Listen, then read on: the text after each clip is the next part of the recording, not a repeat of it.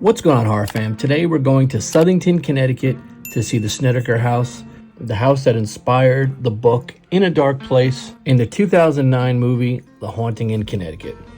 So the Snedeker family lived there for 2 years, and after they moved out from 1988 to 1996, for 8 years, the property was rented out to various tenants, including a neighbor who lived on the upper duplex level during and after the Snedeker timeline without experiencing any unusual incidents.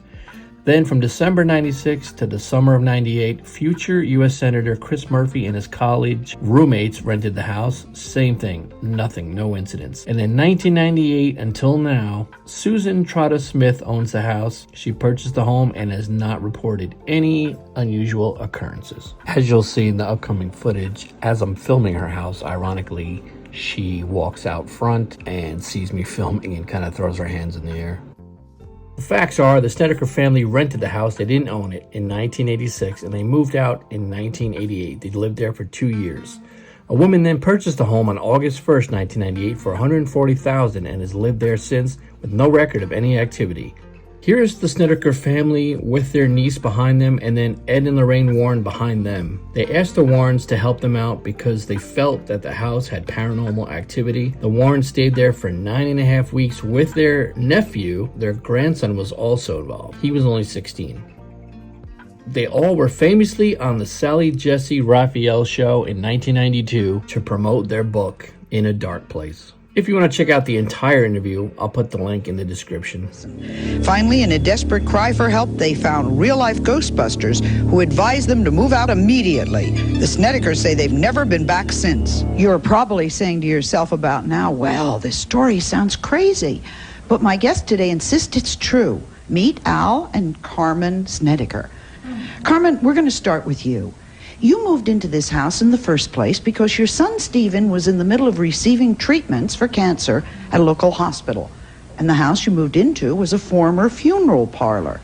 Can you take us through the layout of the house? Yes, as you came in the front door, there was a beautiful wood entrance with an excellent hall stairway that went up to the second apartment. That's the apartment I saw first before I moved in. I didn't know it was a funeral home. When I came in the first time, the downstairs was full of workmen and woodworking things, of lumber and hammering things going on. So I saw the upstairs apartment. I didn't realize it was a funeral home. As you go through the hallway, to your left was what used to be the chapel, was our dining room. And in the back of it was the kitchen. There was a back door. As you walked out the back door, there were French doors. If you'd go in those French doors, it led down into the basement or into our bedroom. When you went into the basement, there was the morgue and where they prepared the bodies. The hoist went up into our bedroom above us. There was a blood tank to the right of the staircase. And then as you walked through there, there was the sink where they flushed the blood and things of that nature, and they prepared the bodies, and there was makeup and wax. They wrote a book about it called In a Dark Place, the story of a true haunting.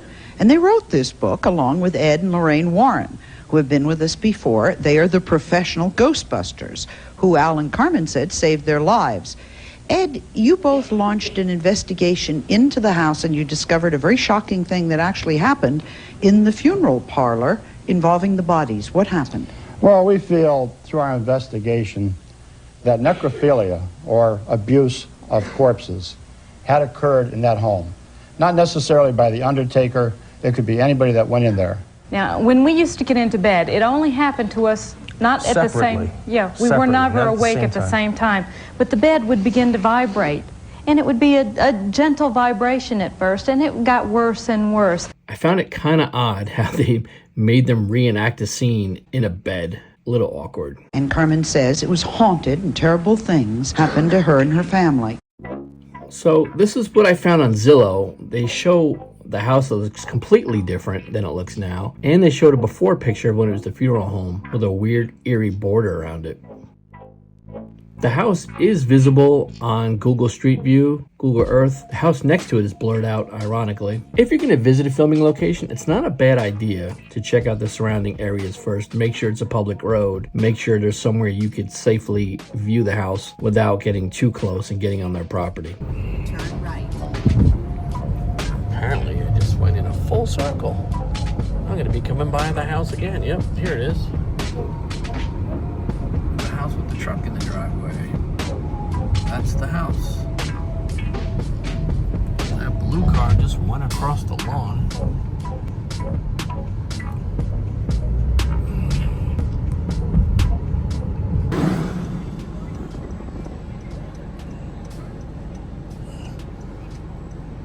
There's a whole lot of activity going on here today. This is the actual house that inspired the Haunting of Connecticut movie. You can see since the original house, they have painted the door a different color. It's not red anymore. And they seem to be annoyed at me filming. But hey, I'm in my car. I'm on public property. Yeah, it is a pretty busy road. You can hear all the cars going by. There's a lot of activity here. Some people just went in the backyard a minute ago. A car just drove across the front lawn to park on the side, and then they went in the backyard. So I don't know what happens here now, but there are at least 3 people in that backyard. And they went in there with dogs, and the sign says beware of dog on the fence, but whatever. I mean, they're allowed to live their lives. They're allowed to do whatever they want to do. But this is the house based on the Haunting of Connecticut. And if you move into a famous house, don't expect there to not be people curious to come by. And again, I'm not on their sidewalk. I'm not anywhere near their house. I'm on the side of the road. I'm across the street. I'm not putting any faces in the video. I'm just checking out the house that's supposedly haunted.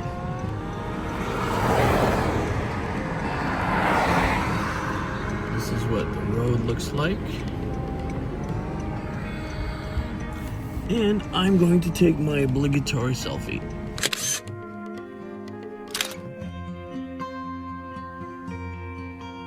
Victim no more. Oh, I know this guy. Shout out to Johnny Horror on YouTube. There's a lot of cool antiques in here. Shout out to Tampa Jay for mentioning me in his last video. Appreciate that. And shout out back to Tampa Jay. However, the people who live there, I was doing some investigation on the internet. They do not like people stopping and taking pictures. So I figured if I go by slowly, I could get you a good look. I did find these rules online, which states that you can stay on the public road as long as you aren't on their property. Oh, get off my lawn! There it is. The house from the Haunting in Connecticut. The real life house that the movies were based on. They repainted the front door. I think it looked good in red, don't you? So yeah. Let's see what else we could find out around here. So all signs point to a hoax. They saw the Warrens, what they did with the Amityville horror house. They had a good story because they lived in a former funeral home. They had someone write a book about it. The author of the book claims that their stories just didn't match up, the husband and wife. And then Ed Warren said, just put in some scary stuff. This is where the Snedekers currently live in Tennessee.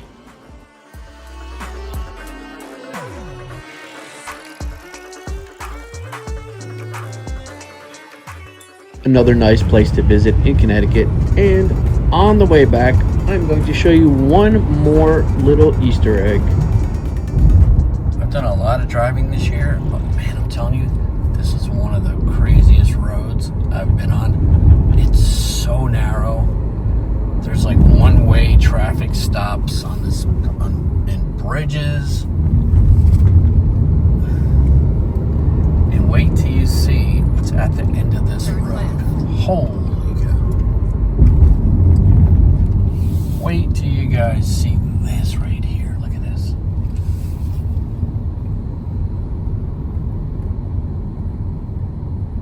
This is known as the famous Tonka Tree in Reading, Connecticut.